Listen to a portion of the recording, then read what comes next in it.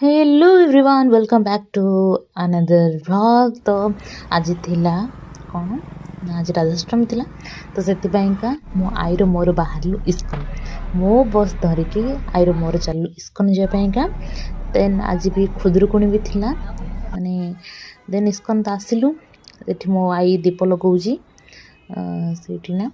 Then दीप लगे सारिकी हम मैंने चलु भितर को। आज इस्कन गहली भी थिला जेहेतु राधाष्टमी में भी ओडिशा बहुत लोग करते जन्माष्टमी भाई माने जन्माष्टमी बहुत ही गहली माने न कहले माने चले बट राधाष्टमी ताठू कम गहली थिला।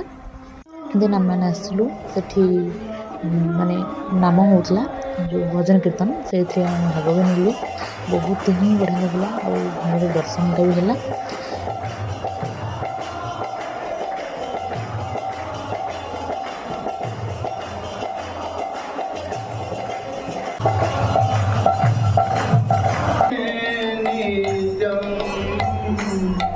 राधा कृष्ण